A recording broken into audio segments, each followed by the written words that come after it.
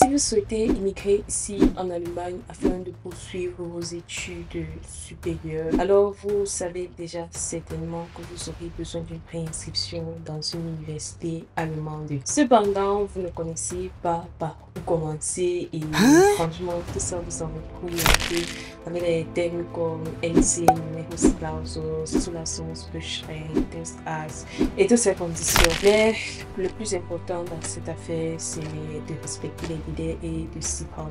C'est la raison pour laquelle dans cette vidéo, nous allons voir ensemble quelles sont les dates que vous devez absolument connaître et limite même tenir lorsque vous souhaitez poursuivre vos études en Allemagne. Mais nous allons également aborder les documents nécessaires pour pouvoir postuler dans une université ici en Allemagne.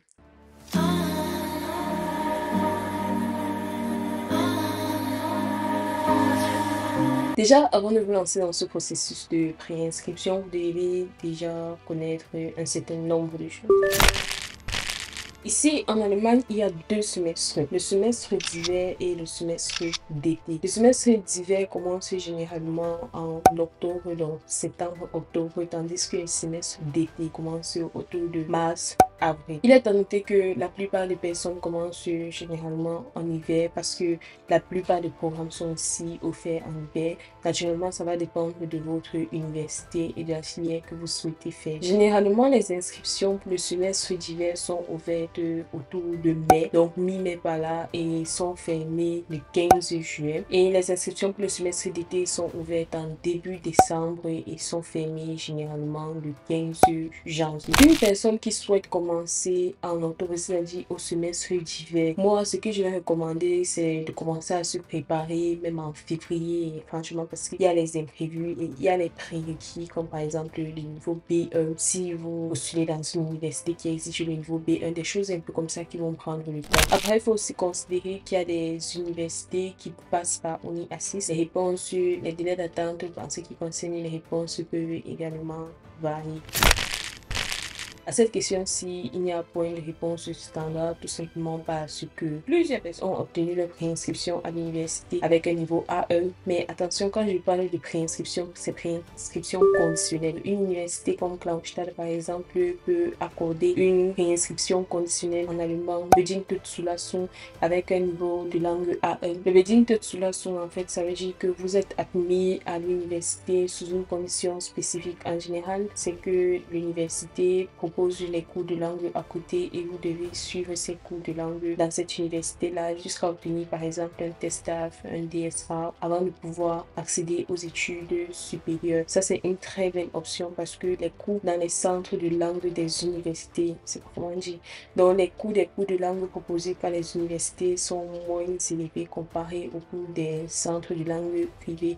Donc il faut y songer si vous n'arrivez pas avec un TESTAF par exemple ici en Allemagne. D'un autre côté, il y a les universités qui exigent un niveau B1 pour accorder même cette admission conditionnelle là. Et il y aura aussi dans d'autres filières où on va traiter votre dossier uniquement si vous disposez déjà d'un TESTAF. Donc c'est généralement le cas des filières à Numerus Clausus. Une filière à Numerus Clausus ou voilà Zulassungsbeschränkung, c'est juste une filière qui admet un nombre d'étudiants limité. En général, c'est lorsque la demande est trop forte par rapport à l'offre.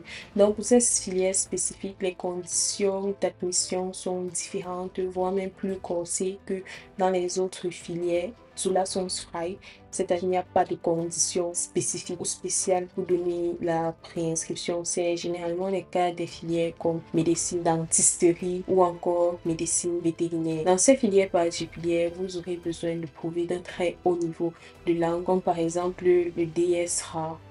Et il peut également arriver, comme c'est le cas de la médecine, que vous ayez à passer d'autres tests comme le test AS pour voilà, augmenter vos chances, faire des stages, etc. Pour immigrer ici en Allemagne, postuler dans ces filières-là n'est pas forcément la meilleure option parce que vos chances d'obtenir une préinscription étant ici en Afrique sont très limitées. Or, vous avez besoin de la préinscription pour partir à l'ambassade et obtenir votre visa. Juste pour te rappeler de me lâcher un gros pouce bleu, j'espère que tu l'as déjà fait. Si tu l'as pas fait, c'est tranquille, moi aussi je procrastine souvent, mais fais-le maintenant, lâche-moi un gros pouce bleu. Maintenant, quels sont les documents requis pour postuler dans les universités allemandes? Ici encore, ça va varier d'une université à une autre, mais il y a des généralités. Lorsque vous avez déjà fait le choix de votre université, de votre filière, il faudra commencer à assembler les documents. Et naturellement, vous aurez aussi besoin de les traduire s'ils ne sont pas déjà en anglais ou en allemand, sachant qu'il y a des universités qui ne reçoivent que des documents en allemand. Donc, il faut prêter attention à tous ces facteurs-là et bien évidemment sur le site de l'université.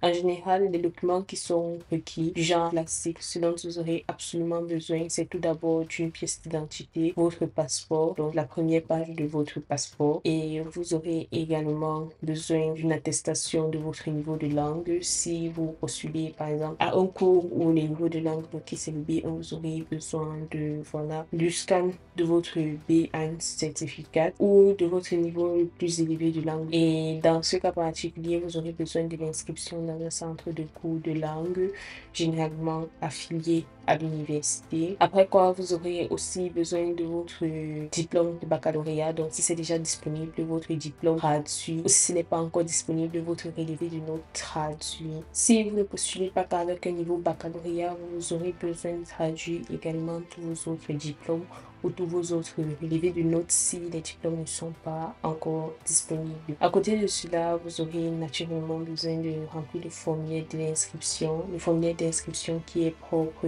à l'université. Et d'autres pièces personnelles dont vous aurez besoin, c'est votre CV. Votre CV est fait de manière très simple, très jolie.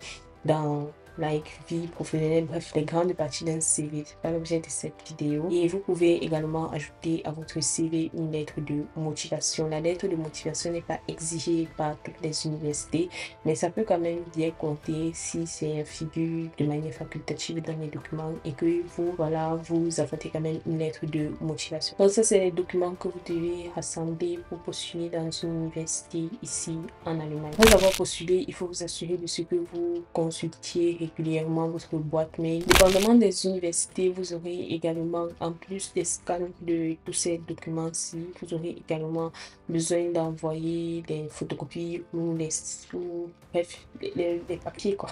Vos documents par la poste. Ce que j'ai eu à voir les gens faire, c'est envoyer directement leurs documents par la poste depuis le pays. Ça, c'est franchement si on exige l'original, mais vous n'avez pas besoin de cela. Vous pouvez envoyer les scans de vos documents à une personne ici en Allemagne. Cette personne va imprimer cela et envoyer par la poste dans votre université. Si dans votre université, on exigeait les frais de paiement pour l'inscription, vous allez aussi inclure la facture de votre virement bancaire à l'université. Après que vous ayez postulé à l'université, il faut régulièrement consulter votre boîte mail. Si vous avez des questions, n'hésitez pas à leur envoyer un mail ou à appeler. Il y a des personnes qui sont là pour ça.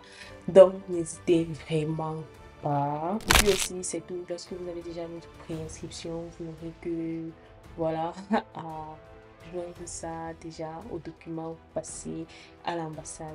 Nous voici parvenus à la fin de cette vidéo. J'espère que vous êtes mieux avertis, vous êtes mieux préparés sur le processus de préinscription dans une université en Allemagne. Si tel est le cas, laissez-moi un pouce bleu. Si tel n'est pas le cas, laissez-moi quand même un pouce bleu. Mais bon, si tel n'est pas le cas, voilà, vous pouvez laisser vos questions en commentaire. C'est le cœur plein de joie que j'y répondrai. Moi-même, je ne comprenais trop rien à ce processus de préinscription. Et voilà, non pas parce que je pouvais pas comprendre, mais disons que je m'y intéressais pas et c'était un peu plus comme si j'avais peur. Mais franchement, il n'y a rien derrière et je partage ceci avec vous tout simplement pour que vous puissiez aussi le faire vous-même. Si j'avais une vidéo comme ça, je crois que j'aurais quand même essayé de m'inscrire moi-même. Bref, essayez si ça ne donne pas. Vous pouvez vous poser vos questions en commentaire. N'hésitez pas à vous abonner à la chaîne pour plus de vidéos de ce genre. Et à bientôt dans la nouvelle vidéo.